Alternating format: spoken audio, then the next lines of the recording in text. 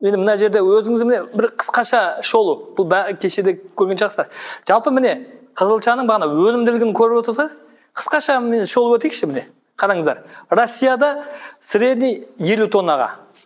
Өліп тұрса, Америкада 70-80 тонна. Міне, Франция қанша тонна? 83-те 9, почти 90 тонна болып қалды міне. Міне, Германияңыз бағана екінші жағы 76-80 тонна. Міне, 60 тонна Турция, 53 тонна Украина, Польша, Қытай, Беларусия. Біздікі қазіргі средний есептеген кезде біз мына уровенде тұрмыз ғой енді. Оны жасатын жоқ, осының ары бер жағында. Россиямен. Өйткені біздің Россиямен біріншіден шекараласпыз. Екіншіден біздің жерлерімізде кейбір резко континентальный болуға ұқсайды. Бір айта кететін нәрсе, қызылша өсіретін, тұқымдығы қызылшаның өсіретін жерлері. Ол бұрын не болған? Мысалы, Россия өсіреді, өзінде өсірмейді. Ол Мексикада өсіреді, Россия соған заказ беретін. Қазір санкцияға байланысты ол кісілер қазір Крымның бойында өсіріп жатыр. Қызылша субтропикалық ылғалды жерде жақсы өседі. Сол себептен жерорта теңізінің айналасында бұның бұрын табылған стерильный формасы болады. Аталығы да, аналығы да бір өсімдікте. Бірақ ол өте жиі кездеспейді. Сол тұқымды негіз тапқан сол жерорта теңізінің бойынан тауып, кейін сол мәдени өсімдікке айландырып көбейтті ғой. Сол себептен, бірақ ол өте аз. Сол себептен қазіргі біздің ең басты проблемамыздың, басты нелеміздің шешілмей тұрғаны сол тұқым шаруашылығы. Тұқым шаруашылығын жолға қойып, арнайы үлкен оборудованиялар қойып, тазалайтын аппараттар қойып, шлифование машиналар қойып, дрожжить ететін мағазалар, өзі автоматикалық ол сушить етілетін, ол конвейерге салып, барлығын автоматты түрде дайындап, егер халыққа ұсынып, онымыз 96%-дан жоғары болатын болса өнгіштігі, онда біз ешкімге не қалдырмай, мысалы, КВС-тің өзімен не қыла болады. Бірақ бір нәрсені түсінуіміз керек, біздің селекция енді жаңадан басталады, ол кісілерді 100 жылдан асты. Сол себептен айырмашылық көп. Мына жерде енді өсіретін аудандар қысқаша міне. Біздің Алматы облысында, Жамбыл облысында енді Байзақ, Шу, Қордай, Мерке, Рысқұл. Мына жерде Көксу, Ақсу, Алакөл, Сарқан, Ескелді, Қаратал, Талдықорғанның өзінде де Еңбекшіқазақ, Жамбыл, Іле, Талғар. Міне мен бір атап кетейін дегенім, Еңбекші, Жамбыл, Іле, Талғар. Бұл жерлерде де өсіруге болады. Бірақ бұл жерде өздерінің өскен ненің транспортировкасы өте қымбат. Апару. Енді ойлаңыздар, бір КАМАЗды жалдау ол 300-400 мың теңге жоқ деген кезде сәлакісіне кетеді. Соответствующий тағы дополнительный шығыны керек, оның өзінің жол ақысы дұрыс па? Сол себептен сіз апарған қызылшаңызды ол өзін ақтамайды. Сол себептен жақын аудан, Көксу, Ақсу аудан. Мысалы, қазір модернизациядан өткізіп жатыр Ақсу заводын. Біздер осы уақытқа дейін инвестор келді, білесіздер. Түріктерден инвестор келіп саламыз деп осыдан 2 жыл бұрын әңгіме болған. Завод, үлкен завод саламыз. Тұқым өндіретін осындай тұқым отандық будандарды жақсартатынымыз өстіп келдіміз. Бірақ ол кісі Қапшағайға салынатын болды деп бір не қылды, келісім болды, бірақ нақты білмеймін. Одан кейін барып бұл кісілер солтүстікке, Павлодарға солай склонность етті. Бірақ Павлодарға бір неған жеріміз, Павлодардың несі, жер аймағы жақсы келеді, бірақ суғарылатын жер. Бірақ вегетациясында кей кезде оған біз скоростной сорттар беруіміз керек. Өйткені ол жерлерде сентябрь айында уже суық түседі. Өзіңіз білесіздер ғой енді, сентябрьдегі қыркүйек айында. Біздікі қазан айының ортасына дейін бізде кей кезде болады момент жинап алуға. Сондай бір 30 күн. Значит, бізде бұл жерде 140-150 күндік. Біз кейін кезде қазір көрсетіп кетемін, Памет Абуғалиева деген сорт дайындап жатырмыз. Сол Павлодар облысында негізі сорт сынақта тұр ол. Сорт сынақ деген қалай? Сорт сынаққа береміз. Біз бір тұқымды дайындадық, сіздер айтқандай. Біз дайындадық, оны бағанағы 3-4 жыл зерттедік, алып келдік, сорт сынаққа береміз. Сорт сынақ егер өзіміздің стандарт, мысалы, стандарт ола алады. Ол 50 тоннадан беріп атса, мысалы, тұқым қызылшаның несі. Ары қарай корнеплод 50 тоннадан кем бермейтін болып, біздің стандарт 47-48 болып болса, алып тастайды. Ол уже ұсынысқа жатпайды. Сондай нелері көп өзі. Міне биология керекшіліктер. Өздеріңіз көріп тұрсыздар. Температура, жарық, ылғал, топырақ. Основной 4 фактор ғой осы енді. Тікелей енді өзімізге. Біз бұлай аударып топырақты, бұлай аудардық, бұлай жасадық дегенмен бәрібір осыған тікелей байланысты. Міне. Температура өніп шығады 6-7 градус кезінде. Өміршең өркін пайда болады. Көшеттер 4-5 градустыққа аязға шыдайды. Бағана көшеттер деп аталған ғой. Ал міне мына жарыққа енді. Жарық неғұрлым жарық түспеген сайын ол тамырда дамымайды. Өздеріңіз білесіздер, естесіздер. Ол тікелей фотосинтез бағана бір айтып кеттім. Ылғал. Ылғалға сұраныс. Тамыр дақылдан қарқынды өсу кезінде ылғалдың максималды мөлшері. Өсіп атады. Дақыл керек өзі. Кей кезде білесіздер, басқа дақылдарда гүлдеудің алдында, одан кейін гүлдегеннен кейін бір су қатты қажеттілік ететін болады ғой.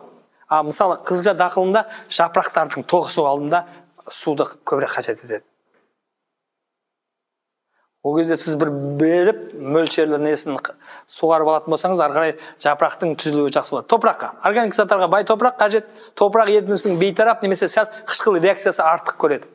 Енді кей кезде болады андай топырақ, тұзды емес топырақ, саланчак, соған өсуге болмайды деп. Бірақ мен бұға бір факторға бір айтатын нәрсем бар, оны айтып кетейін. Бізде қазір Қызылордада күріш білесіздер. Енді основной бәрі күріш қой, чекте, суда күріш, қаншама тонна су кетіп жатыр. Олар капельге көшеміз дейді, күрішті өсіріп жатыр. Ол күріштен капельге сәл болмай жатыр ма, оны да білмеймін. Енді зерттеулер жүріп жатыр ғой жан-жақта. Бірақ бір кісі бізден бір 2 гектар жерге не алды, тұқым алды. Бірақ средний 350 тонна, 40 тонна алған гектарына. Ол жерге, тұзды жерге қызылша өспейді деген онда значит, ол бейтарап уже. Оны өсіруге болады, яғни салыстырмалы түрде. Енді біз білеміз, чектерді қалай? Чектерді су толтырады да, бірінші ағызып жібереді, тұзын ағызады. Екінші тағы ағызады, тегіз ағызады. Сөйтіп қаншама су кетіп жатыр. Егер оның орнына шынымен қызылша себіліп, егер 40 тонна алып жатса, жанына жақын мини заводтар салынатын болса, онда өндесе, онда ана Жамбылдан или Талдықорғаннан қан тасыма сөйден өзін қамтамасыз етуге болады ғой, бір облыста. Сондай шешімдер болуы ғажап. Міне мынау динамикасы. Енді қараңыздар. Бір қызық нәрсе өнімділік туралы. 2015-те өнімділікті көріп тұрсыздар ма? 17% средний. Одан кейін 18-де 8%, 2016-та бір ыстық берді, одан кейін 17-те құлады. Қараңыз, енді 18-де кішкене көтерілді. Ең қызығы 22-де. Біздер кей кезде ойлаймыз, бір баланс керек па деп.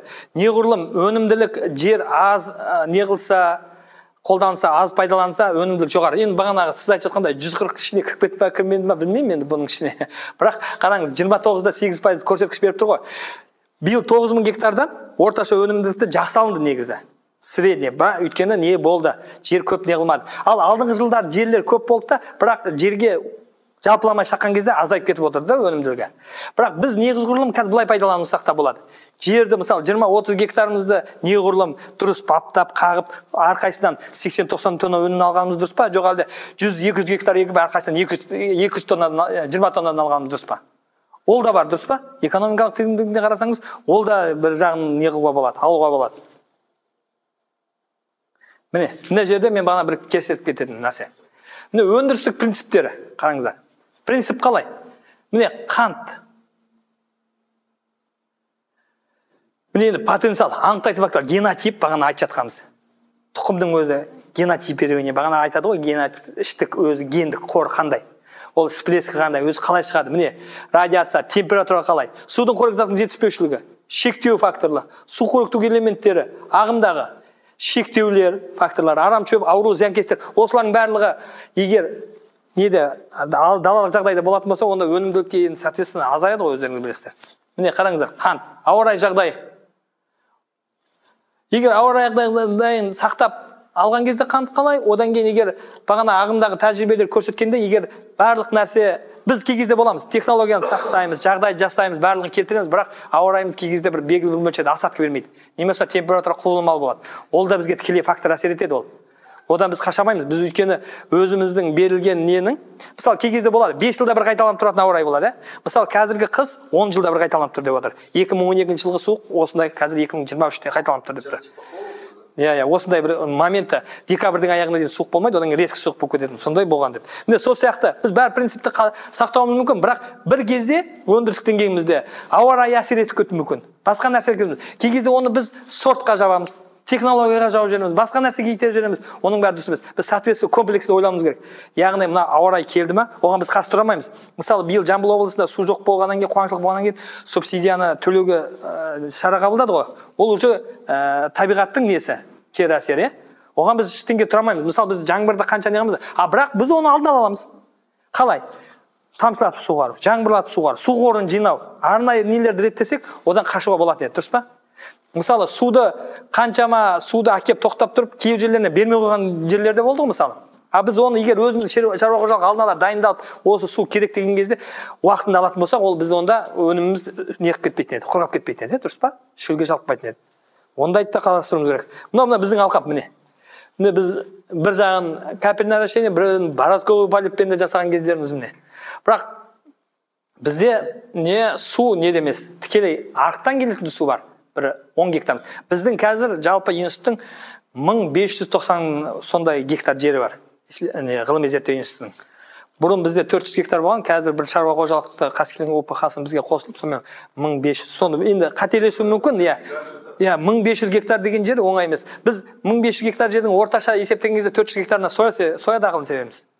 Бір 80-100 гектар жеріне жоңышқа дақылын себеміз. Бір 100 гектарын тауа жүгері себеміз. Бір 10 гектарларына әртүрлі дақылдар, ноқат, чечевица, осылардың барлығы себіледі бізде. Сосын 6 гектар жерге қызылша себілді. 6 гектар. Бұл бірақ испытательный. Біз негізгі жұмысымызда біз нақты науканы осы жерде көрсетсек, ал біз выездной барлық жұмысымыз бағана үлкен алқапташы. Бізге неге қызылшаны біз көп сеппедік біріншіден? Бізде транспорт қиын. Біз тура Алматының айналасында тұрған неміз, районбыз. Біз оны Көксуға апарып бізге шығынды ақтамайды бірден айтқан кезде. Егер біз Көксудың айналасына айналсақ, онда біз 100 гектар, 200 гектар сөйіміз мүмкін еді. Біз қазір негізі басты талабымыз біздің осындай өсу өретін технологиялар барлық жағдайларын көрсетіп, және тұқым шаруашылығын дамыту, тұқымды өндіру. Действительно, ертең бізге керекті КВС, Марибо сияқты тұқымдарды шынымен ақ өңдеп. Міне, қараңыздар. Сұрыптау белгілері. Енді ерте пісушілік оңтүстік шығыста, солтүстік батыста ол соответственно сәл ерте пісушілік баяулайды. Өйткені вегетациялық кезде қысады ғой, білесіздер өзіңіз. 165 күн мысалы, средний қызылша пісетін күні. Посевтен уборкаға дейін.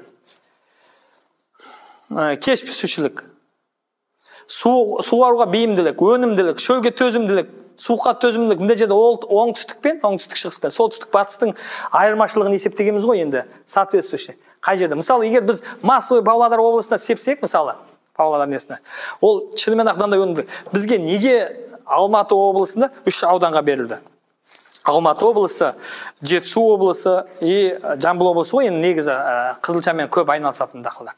Өйткені бұл жерге біздің біріншіден вегетациялық күніміз, күннің тікелей түсу сәулесі, фотосинтездік процесс бізге сәулелік немен есептегенде, диаграммамен есептеген кезде жеткілікті.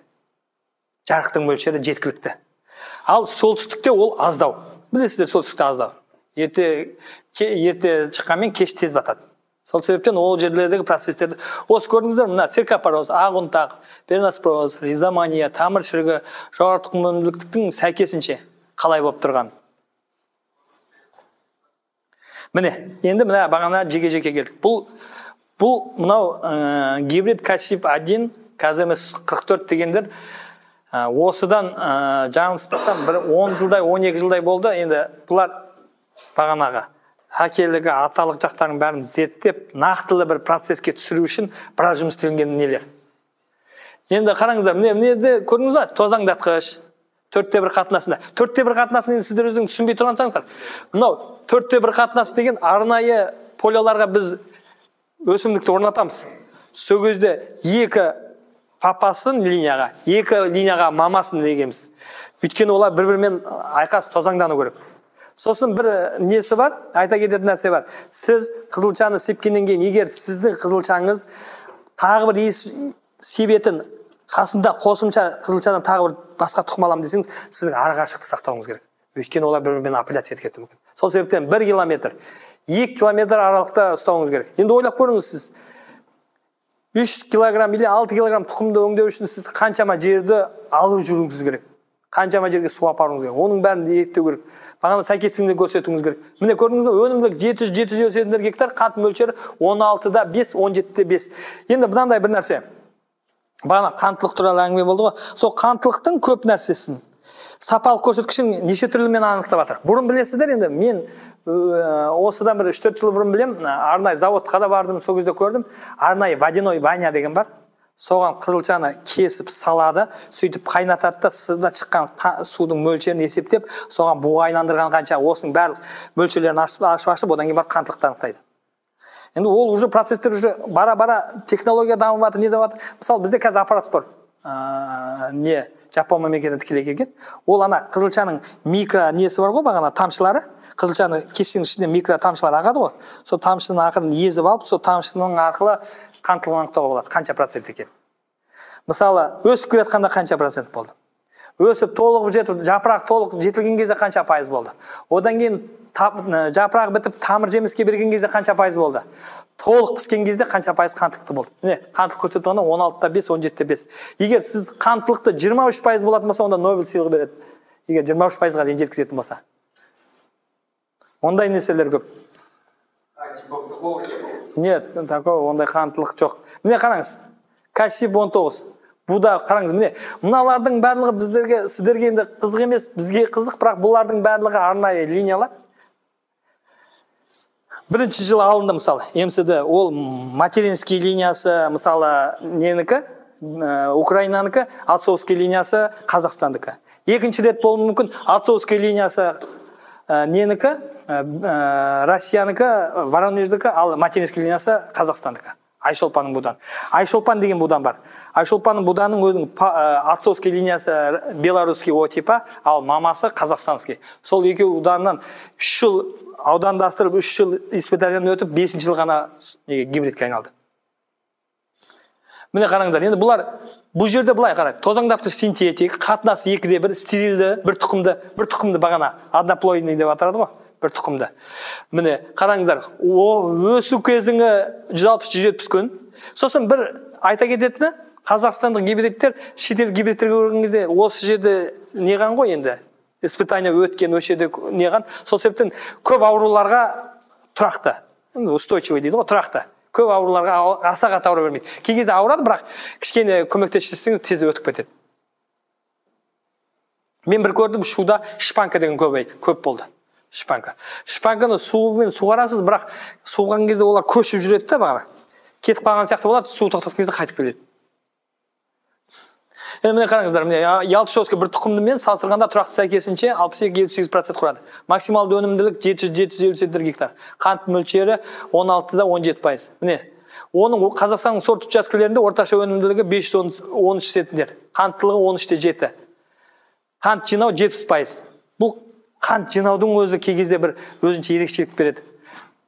Қанттылық бір бөлек, сбор сахара бір бөлек ол қанттың бағана ішіндегі көрсеткішінде. Вы говорили с тонны там? 350, вот соның жинаулықта. Өйткені ол ана ішіндегі максимально выживать еткен кездегі қанттылықтың мөлшері, кейін түскен кезде қанттылықтың мөлшерімен салыстырмалы түрде соотношениесі шыққан кезде ғана берілетін нәрсе. Ана сіз просто астын алып, осында қаншылық екен деп бір корнеплодты аша салып, мынандай қанттылық бар екен, маған мынандай қанттылық болу керек менің тоннамда деген ол не факт. Ол неше түр? Кей кезде, ол Қазақстанның қызылша егетін аймақтарының ішінде, Қазақстанның ғылыми үшін авторлығы 100%. Енді, мына жерде бір нәрсе бар. Бізге қаншылықты шет мемлекеттер осы уақытқа дейін не береді білмеймін, бірақ роялти деген проблема бар. Енді өздеріңіз білетін жастар. Шыққан автор ол өзінің процентін міндетті түрде алу керек, сол қолданған өнім үшін, мысалы. Мысалы, соя тұқымын қалыптастырды, мына автор жасады, мысалы. Сол автор ертең сол сояны, мысалы, 1000 гектар жерге Қазақстан ексек, сол Қазақстанның, мысалы, 1% или 3%-ін міндетті түрде сол кісіге берілу керек, авторлық құқықпен алу керек. Оны сіз басқа сорт деп сата алмауыңыз керек. Берілмеуіңіз керек. Сондай нәрселерді ұсталып жатыр. Мысалы, мына гибридті біз өзіміз Қазақ еңшілік ғылыми зерттеу институтының селекционері бағана Қонысбеков деген кісілер, сосын бағанаға Шолпан Оразова деген кісілер жасап шығарған. Сол себептен біз барлық жерде айта аламыз бізге, мысалы. Басқа мемлекетке біреу сатып или өткізіп жіберіп, мысалы, мына қызылшаның тұқымын сеппеңдер деп айта алмайды да. Біз өйткені өзіміз авторымыз, оригинаторымыз біз. Біз бәріне нұсқа бере аламыз ондай тұқымның несіне. Міне, мына бағана 14 деген тағы бір сорты міне. Енді міне көрдіңіздер ма? Негізі таза қызылша міне мынандай болу керек. Мен бағана листовой аппаратты айттым ғой сіздерге. Кейбір жерде болады, листовой аппарат міндетті түрде тамыр жұмысына қатты әсер етеді деп те айта алмайсыз. Кейбір жерде болады, листовой аппарат неғұрлым көп болған сайын тамыр аз болып қалуы мүмкін кей кезде. Ол неге соотношение? Ол жерде соотношение мынандай. Кей кезде болады қант қызылшасы уақытында келген кезде сіз міндетті түрде рыхление жасап тамырды босатуыңыз керек. Мына жердегі листовой аппараттағы бүкіл данный микроэлемент тамырдың негізіне жүру керек. Естествен процесспен. Сонда біз мына тамырды қысып аламыз, жер қатты, ол содан кейін өспейді ғой, не істейді? Сөйтіп сужать етіп тұрады да, өзінің формасын бермей тұрады, бұл өсіп өзінен өзі, сосын не қылады? Даму процесін содан кейін өзі ойлайды. Кей кезде бұдан қорықпау керек. Астыңғы жапырақтар міндетті түрде түсіп отырады. Одан қорқу емес, ол естествен процесс болады ол кезде. Енді өзіміз білеміз, өсеміз. Өскен кезде 39-38 кесе кейін 41-42 ай киім киеміз ғой, ол ешкімге жатын емес. Міне, ақсу буданы.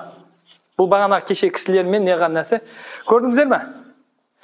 Бір айта кететін айырмашылық, тамырдың ұзындығында байқадыңыздар ма? Тамырдың ұзындығы кей кезде. Бір кей кезде ұзындығының өзі болады. Мынау деген сөзіңіз, мынау потенциальный нәрсесін өзін көрсете алады, значит. Мына жағына дейін өсуге несі бар, шамасы бар. Кей кезде болады, мына жерде тоқтап қалады. Сосын ол бұлай өскен кезде өзі формасын жоғалтады ғой, өзі қызылша. Мынандай томпақ қызылшаны көрмейсіз ғой, мына битіп тұрған. Жоқ, ол битіп томпақ болған жақсы, бірақ битіп не болу керек? Конус тәріздес болу керек. Міндетті түрде доп-домалақ болу шарт емес. Доп-домалақ болып қалады, онда значит мына жердегі несі срезі тоқтап қалады жұмыс істеу. Бұл мына жерге дейін беріп тұр ғой, қазір қоректік затты, мына жақтан алып тұр. ол толықша осы жерде жұмыс істей алады. Сөйтіп өзі. Мынандай қызылшаның бір несінде эксперименталь участокте 3 килограммға дейін болғандар болды, 6 килограммға дейін болғандар болды. Мына жерде максимал енді есептеп көріңіз, 6 килограмм болу үшін ұзындығы қанша сантиметр болуы мүмкін? 30-40 сантиметрге дейін болып кетеді кей кезде. 30-40 сантиметр. Мы же перед посевом, мы же землю спахиваем, вы говорили, на 3 сантиметра. А если снизу почва...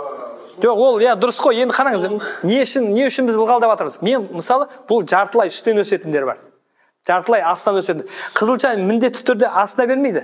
Жартысын үстіне өсіреді ол. Үстіне өсіреді. Міне, мына процесін үстіне өсіреді. Мына процесін астына алады. Бұл основном мына жерден питание алады. Астынан.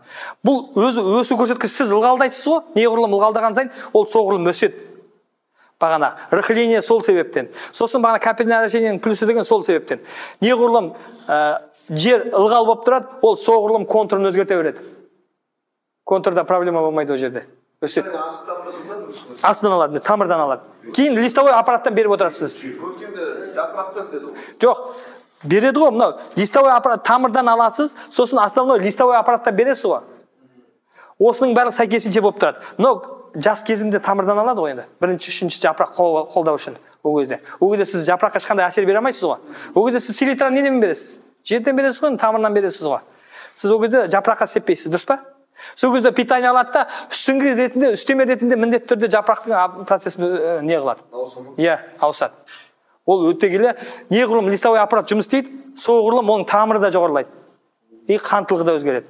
Сол себептен бағана листовой подкормка бір спор болды, листовой подкормка жұмыс істемейді дейді. Бірақ мен оған келіспеймін, қызылшада листовой подкормка жұмыс істейді. Өйткені жапырағы как фотосинтезге процесс түседі, күннен алған нәрсені өткізеді де өзінен, сол бойындағы нәрсенің бәрін тамырға береді. Тікелей түсу керек күн. Сол себептен. Міне қараңыздар, енді міне бұдан стерилді 165-170 күн. Бұдамен салыстырғанда циркоспороз ағынтақ ауруынан зақымдану тиісінше 85-90% және 75%. Енді қараңыздар, ауруды біз қалай өзіміз кей кезде өзіміз создавать етіп қоямыз ауруды. Ол қалай создавать етеміз? Мысалы, бір жерді себеміз, соның астындағы споралар қалып қояды ғой. Сол спораларды біз тазаламаймыз оны спораларды. Спора сөгінше қалып қояды. Келесі жылы сол жатқан не спора, ол келесі жылы қай дақыл болмасын оған беріледі ғой. Енді оянып процесс жүру керек қой ол. Сол кезде оған да не қылады? Соны любой нәрсеге түсіп кетеді кей кезде зиянкестер. Кей кезде бүрге болады, неге болады. Олардың бір нәрсесі бар. Мысалы, мына немен қараған кезде өздеріңіз бір белгілі бөлген шығарсыздар. Алма төбеде тұрып шіріп кетеді. Жерге түспей шіріп кетеді. Боп түсіп кетеді. Соны ойлаймыз, келесі жылы ол алма тағы өсіп шығады, тағы сондай бір процесс басталады. Как будто піседі, бірақ жерге түспейді. Мен де соған интерес болды, неге бұл жерге түспейді деп. Сөйсем, ол ана алманың бұтақтары шіріп өзі қалып қойды ғой, соның ішінде споралар қалып қояды да, сол жылда зақымдап тұрады ана алманы. Ал алма оны өз еркімен не қыламайды, шығарамайды, дұрыс па? Сіз оған жарайды, септіңіз, сіз оған үстін опрыскивать еттіңіз, жаптыңыз, бірақ сіз ана тұрған спораларды жоймадыңыз ғой көзін. Ол бәрі күн жылған кезде ол спора ашылады. Сөйтіп ішіндегі споралар ары қарай жүреді, дұрыс па? Соответственно, алманы зақымдайды. Сол сияқты барлық дақылдың өзінше бір ерекшелігі бар. Сол себептен соны жоқ кескен емес, ана нелер бар ғой, ана көрініп тұрған спораларын арнайы обработка кәдімгідей түсіріп обработка жасаған көрдім мен. Нелердің плодоношевоттарды ше. Кәдімгі ана споралар бар ғой, соларды түсіріп тастап, қайтадан келесі жылы соған егеді. Сосын бір көрген шығарсыздар енді. Қараңыздар. Мынау сәйкесінше қанттылығы 15-те 9, қант өнімі 70% деп тұр. 15-те енді біздің гибридтер, өзіміздің мысалы құрастырып жатқан гибридтер, будандастырып жатқан құрастырып, будандастырып. Солардың өзі қанттылығы жаман емес. 17%-ға дейін болған қанттар болды. 17-те 5, 18%. Егер сапалық көрсеткішпен жұмыс істейтін болса, онда бізде кәдімгідей не бар? Міне Айшолпан бағана айтылған. Өз байқаған шығарсыздар, Ақсуды қараңыздар. Бір ерекшелік бар ма Айшолпанмен қараңыздар? Симпатичный. Иә. Көрдіңіздер, конусы қалай, жапырағын көрдіңіздер ме қалай? Иә, әрбір гибрид, әр түрлі несі, бағана биологиялық несі әртүрлі болғандықтан бұл өзін әртүрлі көрсетеді. Біреу конустарын неседі, біреу ішкі конусты өзгереді, біреу сыртқы конуспен, осындай әртүрлігімен. Бұлардың ең көрсеткіші міне 170 күн, 570 миллиметр қанттылығы. Осының максималды қанттылығы 17%-ке дейін көрсетті. Мына сурет, жасанды сурет емес, қараңыздар. Міне астында көріп тұрған шығарсыздар. Фотоаппараттан шыққан сурет даже. Оған көк көмек болып тұр. Мына өзіміздікі. Егер Ғани Құдай берсе жұмыс істеп жатырмыз ғой, сіз біздің участкаға келсеңіз болады. Біз қазір биыл безысыдышныйды поляға 1 гектар жерге сеуіп қойдық. Қыстап шығатын. Оны да көрсеңіз болады. Мен просто ана жерге барып үлгермедім, әйтпесе солардың бір 4-5 штугын алып келіп осы жерде живой көрсетейін деп едім. Ал несі бар да? Мен мынау өзіміздің бағанағы сорт Айшолпан. Міне шекер. Бағанағы біз айтып жатқан шекер, міне қараңыздар енді. Бұл жерде селекциялық нөмір енді, әрбір деген нөмір береді, полплоид, диплоид деген білесіздер. Қос жарнақты. Екеу, әкесі, шешесі. Бұл 2 жылдық өсімдік екенін түсінеміз, 2 жылдық. Сол себептен олардың міндетті түрде біз келсін, келіспесін бәрі 2-ші жылға тұқым аламыз. 1-ші жылы ешқандай. Кей кезде ғана бар, 1-ші жылы қалай біз тұқым аламыз керек? Бұны яровизация дейді. Біз тұқымды аламыз, арнайы неге теплицаға себемізді, теплицадан ерте 3 ай болған кезде 50-80 граммдық кезінде жинап аламыз да, арнайы фитотронға салып, яровизация өткіземіз. Яровизация деген оның понятиясында тоқтау процесс тоқтап қалды. Сосын ол ойлайды, значит, міне тоқтады, 1-ші жылдығын бітті деп. 2-ші жылдыққа қарай жүрген кезде біз уже тұқым аламыз 1 жылда ішінде. Бірақ ол естественно путь емес. Ол кәдімгі соответствующий ғылыми түрде істеу керек оны. Ол үшін сіз қаншама нәрсені арнайы фитотрондарға сақтауыңыз керек. Минимальный температура плюс-минус 5 градуста болу керек. Оны сақтау үшін әрбір деген кезде бұлда бір нәрсе бар. Егер бір жерінен бір механический повреждение болып алып кейін апарып сақтаған кезде случайно бірдеңке тиіп кетесіз, неғып кетесіз, или бір спора кіріп кететін болса, шіріп кетеді. Оның өзі де бір көрсетер. Міне қараңыздар енді. Тамыр жемісі, жалпақ конус тәрізді. Мына жерде байқадыңыздар ма? Бағанағыда акаполойның былай, біреуінің де былай. Міне көрдіңіз ба конустар? Бұл бағана сіз айтқандай міне домалақ, бас толығырақ. Міне қанттылығы бұның 17-те 7%. Біз бағана Жамбыл облысын шартып атқанымыз ғой, енді сапасын деп келатырмыз. Неғұрлым сапаға жұмыс істеген дұрыс. Ол түбінде сапаға жұмыс істейтін боламыз. Тамажға емес, ол міндетті түрде. Өйткені сапа көрсеткіші біздің соответствие. Біз неге органикаға өтіп жатырмыз? Өйткені сапалы дүние жеуіміз керек енді бізде. Қазіргі қанша бұл. Мысалы,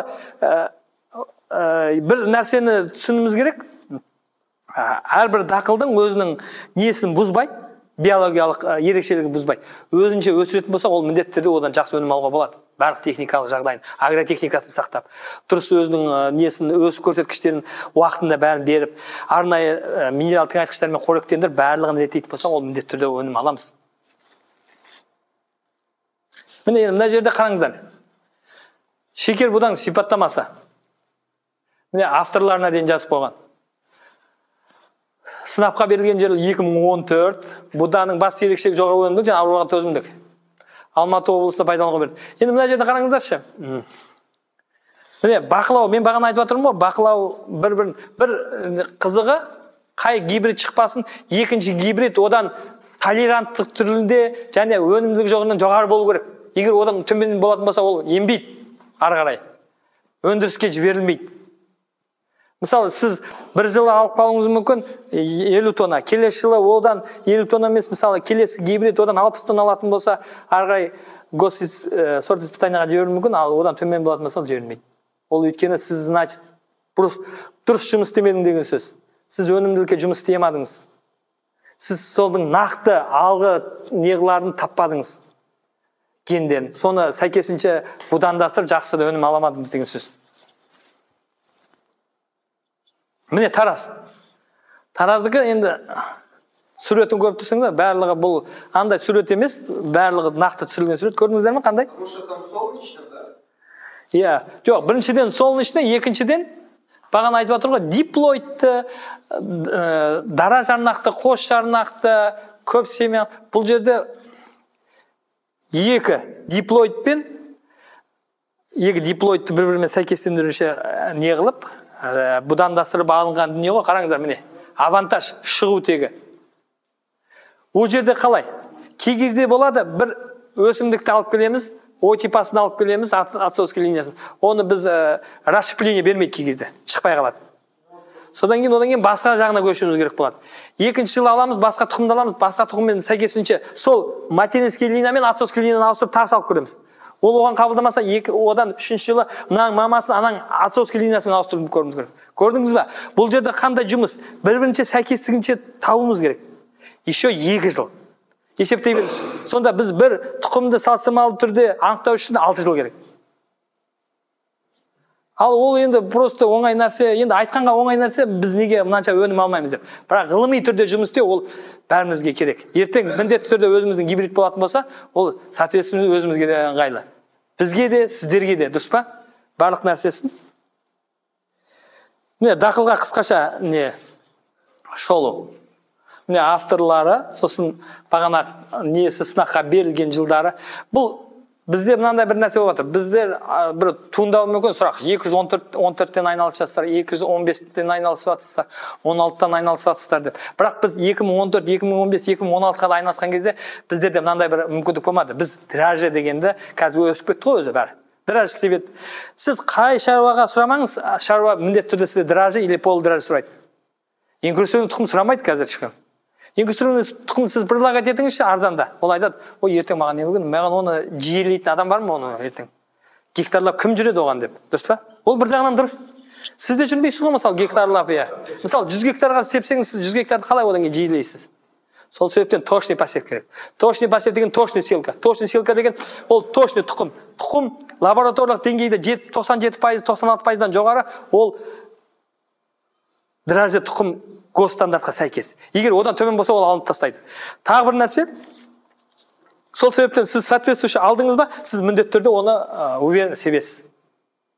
Осылай оны не oldu. Бізде кішігірім өзіміздің лаборатория бар. Біз лабораторияны бірінші тұқымды аламыз, тұқымды сыртын егейміз, егегеннен кейін міндетті түрде сыртын шлифовка дейді ғой, шлифовать етілгеннен кейін міндетті лабораторияға кіреді. Лаборатория 7 күн. 7 күнде ол бізге данныйын береді. Біз данныйын аламыз да, значит, бізде мысалы 3 минут шлифовать еттік, 5 минут шлифовать еттік, 10 минут шлифовать еттік, бұл дұрыс емес, значит. Ішінде бізге бір оптимальный срогын береді, 3 минут. Значит, біз 3 минут істейміз да, оны аламыз да, оны калибровкаға жібереміз. Калибровкадан аламыз да, калибровкадан 3,5 мен 2,5 диаметрді аламыз да, оны біз сыртын бірінші фунгицидпен обработка жасаймыз. Фунгицидпен обработка жасағаннан кейін оның сыртын пленка образовательмен қаптаймыз. Пленка образовательмен қаптағаннан кейін оның сыртынан барып древесный мука жағамыз. Древесный муканың сыртынан қатып, қайтадан калибровка жасап, оның сыртынан интексид жағамыз. Интексидті ұстап тұру үшін оның сыртынан қайтадан пленка образователь жағамыз. Пленка образовательдің сыртынан, чтобы не болу үшін, андай, қандай дейді, товарный вид болу үшін оның сыртын краскілейміз. Вот көрдіңіз ба, қаншама жұмыс істелінеді. Ал ол бір адамға бір оңай жұмыс сияқты, бірақ самом деле осылай. өзіміз отандық тұқымда неғұрлым тез қалыптасақ, ол біз соғұрлым басқа мемлекетке не болмаймыз. А вот 6 гектаров вы же будете, да, посевать в этом году? Это сколько людей работает, чтобы... 6 адам жұмыс істейміз. 6 человек? Отделімізде 6 адамдармыз. Они все шестером, все вот эти 170 дней, да, что-то делают? Иә. Кто-то в начале, кто-то в конце. Жоқ, бәріміз, бірақ бізде мынандай бір нәрсе бар. Енді ғылыми қызметкер бар, аға ғылыми қызметкер бар, лаборант бар, кіші лаборант бар. Осылардың бәрінің өзінің міндетті жұмыстары бар. Мысалы, мысалы, кіші ғылыми қызметкер, жоқ, неден бастайық? Лаборанттан бастайық. Лаборанттың жұмысы ол міндетті түрде ішкі форма, келетін этикетка, ана нелерді, сорттарды түр-түріне бөлу, осы жұмыстармен айналысады. Одан кейін старший лаборант бар. Старший лаборанттың жұмысы ол да сол жұмысқа көмектеседі. Сосын түрлердің ажыратады. Одан кейін оларды тексеруге қоятын, оның өнімділігін бағана сходын есептейтін осылар старший лаборанттар. Одан кейін ғылыми қызметкерлер бар, кіші ғылыми қызметкерлер. Олар кіші қызметкерлер, оларға жұмыстарына патент іздеу, исследование жасау жұмыстарын, соларға көмектесу жатады. Одан кейін барып ғылыми қызметкер. Ғылыми қызметкер, соответственно, осыны шықты ма, ол қалай ауырды, қандай ауырды, осылардың барлығына наблюдение жасап, олардың себептерімен күресу. Одан кейін барып аға ғылыми қызметкер бар. Ол аға ғылыми қызметкер үстіндегі көрсеткіштердің неден болғанын тауып, соны қағазға түсіріп реттеу. Одан кейін барып бас ғылыми қызметкер бар. Бас ғылыми қызметкер осылардың бәрін сводка жасап, данныйларды реттеп, не жасайды? Кішігірім монография жазады, не жасайды? Рекомендация жасайды. Ал соның ішінде ғылыми қызметкер, кіші ғылыми қызметкер, аға ғылыми қызметкер міндетті түрде, қазір бізде скопус база деген не бар ғой, мақала бар ғой, онсыз біз ешнәрсеге барамаймыз. Сол мақалаларды жинап, дәйекті материалдар жинап, соны зерттеп, оны өңдеп, сол соответствие сол нені міндетті түрде ары қарай публикацияға жібереді. Осы жұмыстар істейді. И одан кейін бізде заводдел бар. Заводделдің общий, осы бізге берілген 6 адамның жағдайы. Бізде не только ғылым, және үй жағдайы бар. Ауыл шаруашылығы. Енді ойлаңыз, 6 адамның 6 түрлі мінезі бар. Онымен жұмысы өте дұрыс па? Осы лаборанттан бастап, аға ғылыми қызметкерге дейін бәріміз сол жұмыстамыз. Бізге біздің ауданға мысалы осы таразды не аласыздар ма? Иә, осы таразды ұсынамыз. Өйткені именно осы, осы неге... Жоқ, шекер де болады. Шекер мен тараз, последний раз шекерді шығарып отырмыз. Шекер болатынына біз өйткені сеніп отырғанымыз, оның несі ішкі формасында стресс устойчивый нелері жақсы да, чем мынадан гөр. Сол себептен біз сіздерге тағы соны ұсынып отырмыз. Шекерді бірге ұсынамыз. Иә, шекер мен тараз. Міне мына жерде міне көрсетілген будандардың салыстырмалы көрсеткіші. Қараңыздаршы міне 81-ден бастап рұқсат етілген. Міне бізге рұқсат етілді. Ялтышевский келді. Одан кейін авантаж келді. 2000 жылы авантаж кірді ғой, бізге. Ол кезде уже Франция сразу бастады. Міне Касип, Ардан, Ақсу, Айшолпан, Шекер, Тараз. Енді мына жерде бір салыстырмалы түрде айтып кету керек. Енді мен шет мемлекеттің гибридтерін жаман демеймін, олар салыстырмалы түрде жақсы ғой, енді барлығы ол ешкім демейді. Бірақ мына жерде бір кішкене нелер бар да? Проблема? Иә, проблема. Көрдіңіздер ме? Міне төзімділікке. Өйткені неге төзімділікке кішкене сәл шыдамайды? Өйткені осы условияда, осы жағдайда жасалмаған олар. Олар өздерінің жағдайында жасап алып келді. Олар сол жағдайда дрождетті, реттеді, өнімділікке дейін алып келді. Содан кейін барып олар бізге береді. А біздің условияда олар қабылдамауы мүмкін. Ондай бір кері сәйкестіктер болуы мүмкін. Иә, жерсінбейді. Бір қазақтың несімен айтқан кезде жерсінбейді. Міне тамыр жемісті. Мысалы, если қарап тұрсаңыздар, міне жерде, міне тамыр жемісті. Міне шекердікі тоже потенциалы 1000, нерді авантаждығы 1050. Потенциалы бұл. Сіз егер өзінің ішкі полный свойствомен 1050 неге центнерге дейін береді деп. Бағана мен білмеймін, енді КБС-тің сіздер айтасыздар ғой, 1400 алды деп. Мен мына жерде мысалы 1400 келтіруге маған қиын болып тұр. Енді мына жерде кішкене шешу.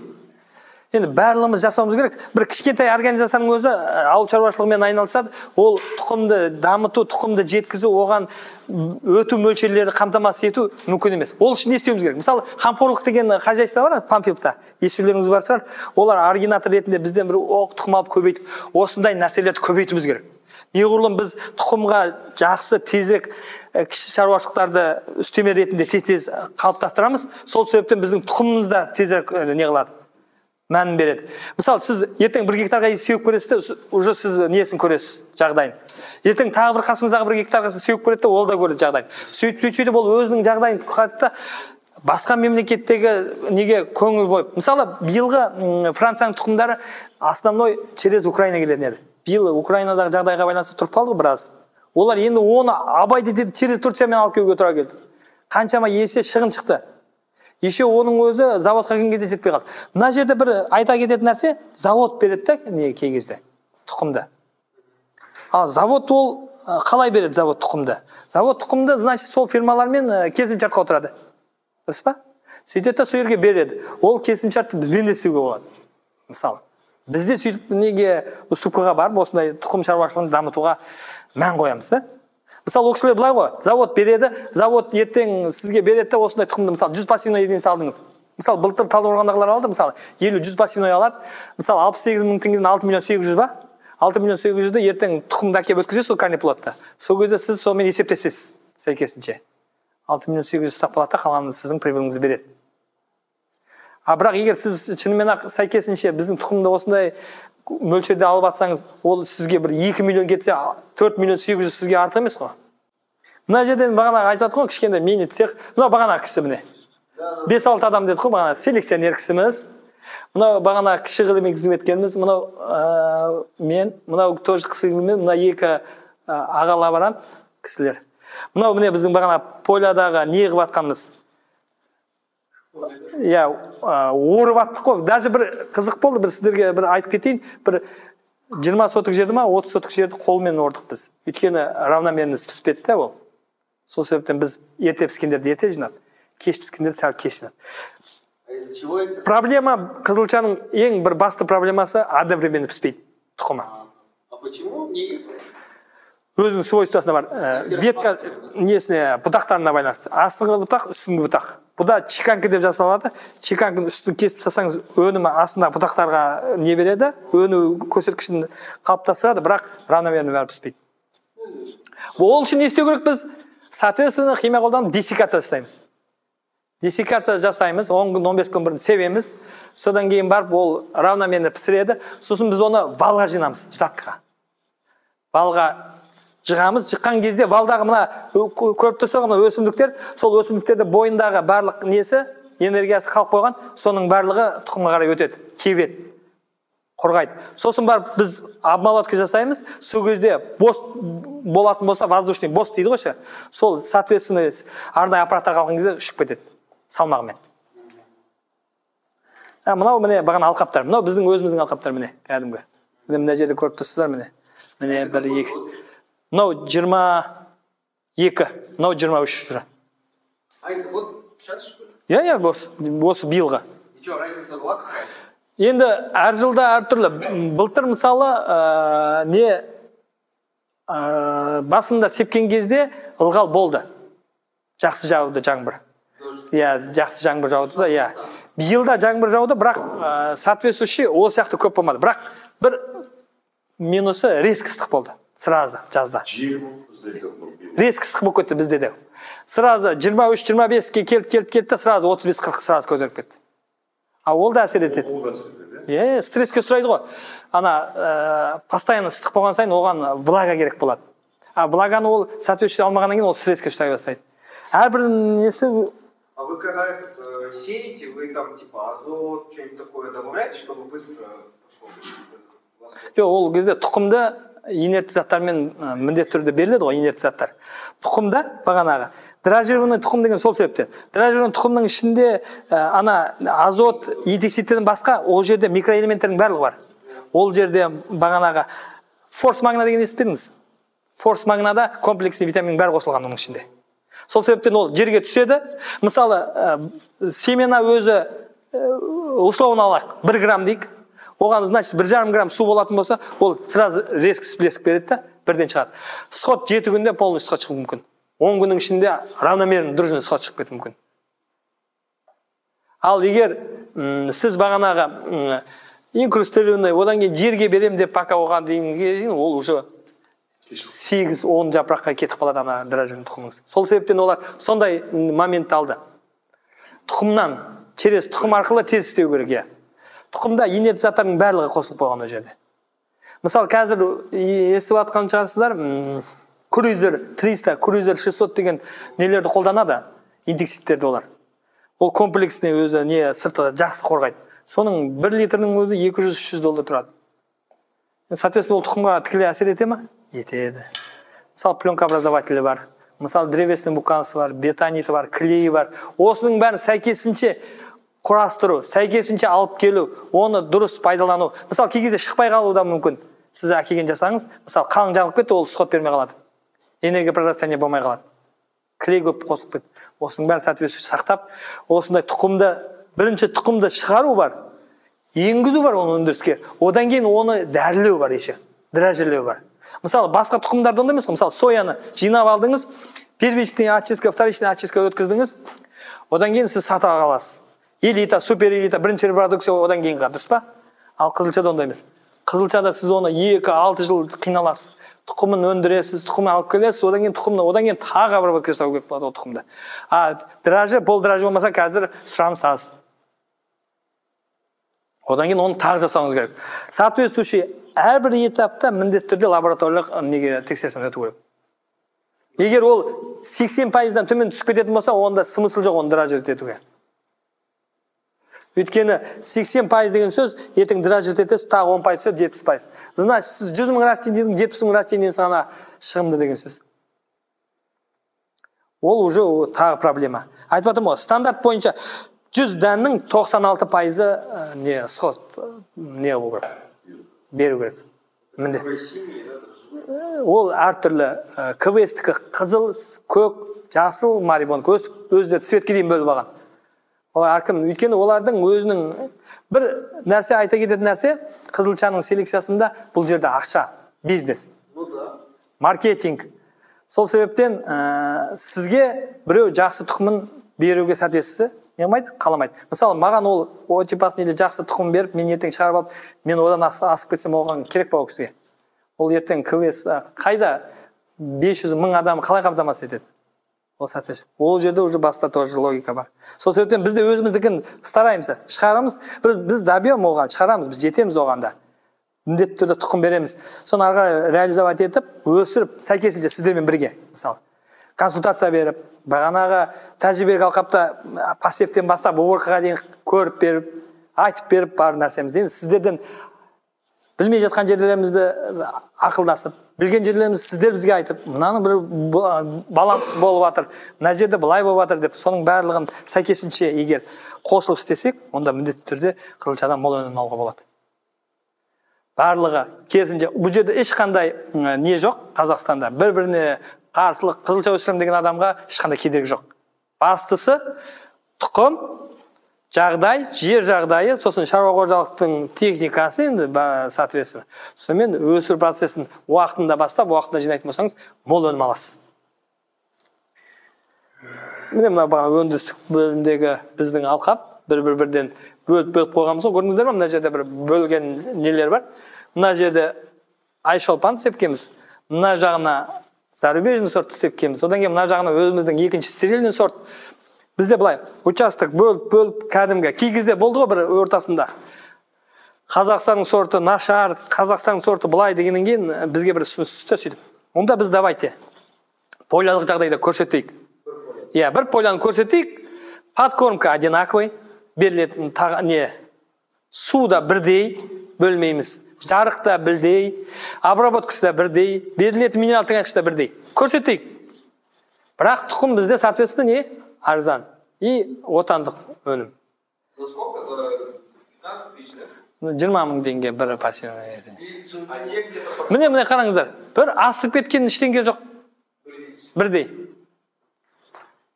Бірақ соны біз енді шаруаларға түсіндіріміз керек қой. Біз бұл жерде бір басқа біреудің дүниесін рекламировать етіп жатқан жоқпыз. Өзіміз қолымызбен істеп, жұмыс істеп жатқан дүниемізді ары қарай жасап, көбейтсек, біз соответственно, біз осы процесті көбейтсек, кейін үлкен завод саламыз. Соответственно, завод тұқым өндейтін болған, одан кейін бара-бара, может быть, қант шығаратын завод салатын жағымыз үлкен, дұрыс па?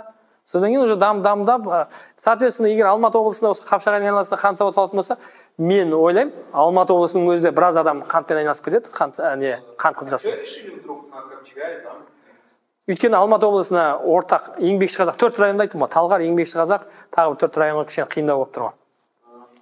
Өйткені бүйтіп байқасаңыздар, Алматы облысында именно Прилеге Алматының суы жақын ғой, сол себептен суармалы жер көп.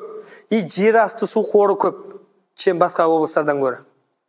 Сосын жер асты суының қоры да, өздеріңіз білесіздер ғой, поселок бар ғой, Тескен су деген. 2 метр жерден су шығып жатыр, жердің астынан. Оны неге пайдаланбасқа, егер шынымен ақ жер жетеді болса? Здесь не так, да, как там? Бұл жерде су кішкене нелі. Бірақ бұл жерде күннің сәулесі бізден гөрі көбірек. Сіздер өйткені, батыс сіздерге кешірек барады ғой бізден гөрі. Сол себептен, юг. Как проблема с водой в этом районе? Жоқ, былай. Здесь суда проблема жоқ. Жоқ, кеше бір... Свой водохранилище есть. У нас она водохранилище положено на 25 тысяч гектаров. Они взяли на 60 тысяч гектаров дали. Еще в этом году это где строили, не достроили. Воду не могут поднять. Поэтому... Жоқ, бір нәрсе анық. Бірақ біз міндетті түрде болашақта ойлайтын болсақ, енді 10-ның программасының өзінде сіздер көрген шығарсыздар, судың тапшылығын ерекше қойды. И күннің жылуын ерекше қойып отыр. Ол соответственно. Күн неғұрлым көтеріледі, 1%-ке көтерілді дегеннің өзінде қазір қаншама су шығыны болып жатыр. Есептеп тұрсыздар, Егер ол 2%, 3%-ға көтеріліп кететін болса, ол кәдімгі катаклизм болады ол. Сол себептен біз қазір суды экономдау үшін міндетті түрде осындай ресурсберегущий технологияларды міндетті қолдануымыз керек. Ол бізге қазір жетуі мүмкін, сіздер айтқандай. Қазір біз ағынды арықпен суаруымыз мүмкін. 10 жыл, 20 жыл, 30 жыл. Оның да шегі бар ғой. Ертең 30 жылдан кейін де біздің кейін болашағымыз осындай нәрсемен өсу керек қой. Ауыл шаруашылық дақылы. Өйткені біздің басты бағытымыз ауыл шаруашылық саласы. Өйткені жердің бәрі бізге ауыл шаруашылығына берілген. Бізде ірі заводтар көп қамтамасыз етілмеген. Бізде ауыл шаруашылығы, мысалы, мал шаруашылығы, ауыл шаруашылығын дамытуға потенциал бар. Сол себептен осының бәрін пайдалану бізге су. Бірақ суды міндетті түрде үнемдеуіміз керек. Біз баяғыда болатын еді ғой, Арабияда 1 литр су 300 теңге тұрады екен деп біздің ақшамен. Ол бізге де келеді 400-500 теңге. Өзі болып жатыр ғой ол. Өйткені біз негізі сақтауымыз керек. Мен дұрыс есептедім. Кешеде бір сұрақта, енді сіздерге қызық емес шығар, маған қызық. Мысалы, кеше бір сұрақта былай болды. Неге көлік жуу несі техникалық суды пайдаланбайды дейді. Дұрыс қой ол. Көлік жуу несі бағанағы мекемесі неге техникалық суды пайдаланбайды? Неге ауыз суды пайдаланады? Дұрыс қой, енді техникалық су не пайда ол? Машина жуылып жатыр ғой. Техникалық сумен де жуылады ол. Мысалы, Сорбұлақтан суған шыққан сооружениені қазір не қылып, сорып, реттеп, одан кейін басқа бір кукурузды тағы бір өсіруге пайдаланып жатыр ғой елдер ақырын-ақырын. Ол тазаланған су, техникалық суды пайдалануға болады. Мысалы, мен дұрыс деп есептеймін, мысалы, если Алматының үлкен мегаполис қой, мысалы, туалетке техникалық суды жүргізсе, ол проблема емес. Ақтайды, мысалы, таза суды қаншама экономдаймыз. Ақтауда таза су бөлек. Техникалық су бөлек. Сондай суды, бәрі су міндетті түрде. Суды үнемдеу ол біздің басты бағытымыз енді. Ол біз қалаймыз, қаламаймыз, бірақ бізге су керек. Адам сусыз өмір сүремейді ғой. Сол себептен осы бастан бәрін сақтауымыз керек. Біз қорды сақтасақ, неғұрлым соғұрлым көп қорымыз қалады ертең. Біз жоқ, бет албаты оны пайдалана беретін болсақ, ертең оның да последствиясын көреміз. Арал не болып жатыр? Сол себептен оның да қаншама жерді біз ашып, арашаймен жерлерді көбейтіп жердік, судың бәрін тартып алдық. Мысалы, Қырғызстан жібермейді. Біздің сулардың бәрі трансшекаралық сулар ғой. Қырғыздан келеді, Қытайдан келеді. Әлі Қытайдан келіп тұр прямо. Мысалы, Сырдария через Өзбекстан, Қырғызстаннан келеді. Оны біз қалай істейміз? Бір мемлекетке біз басып айтамаймыз ғой, сен суды жібер деп. Олар өздерінің уақытында суды қамтамасыз етеді. Егер біздің мысалы айтып атқан дұрыс 9-12 егер су жинайтын резервуарлар дайындайтын болса, ертең оны дайындап қанша шығын шыққанмен кейін ертең оның біз пайдасын көреміз. Уақытында су аласыз, ақшасын төлейсіз, сізге керекті су аласыз. Дұрыс па? Сол кезде сіз санаңыз жерде ұста, сіз не жасауыңыз керек? Өте суды экономдайтын нелер, технологияларды пайдалануыңыз керек. Мысалы, қызылшаға капельный орошение, дождевое орошение өте жақсы не қылады, береді. Тамшылап суғанмен сіз әдемі өнім аласыз. Уақытында суды тоқтатасыз, уақытында бересіз. Ана су іздеп жүрмейсіз, бағана сіз айтқанда арықты қазбайсыз, рыхление жасап, итеріп, бүйтіп, су қашып кетті, бір жағынан кетті демейсіз. Барлығын реттеп отырасыз өзіңіз. Бастыңыз, главное, су барып тұр, аяқ жағын көресіз, уклонды көресіз, давление бәрі орында. Значит, су барып жатыр. Осы, жақсы рахмет сіздерге. Қанша су кетеді? Фактически 3 рет суғарылады ғой, 500-600 кубтен, иә. 4 рет суғаруыңызға да болады. Егер сіз 18 су алып жүрді ғой. Жоқ, енді ол судың көптігі ғой. Біз мал орайында Алматыға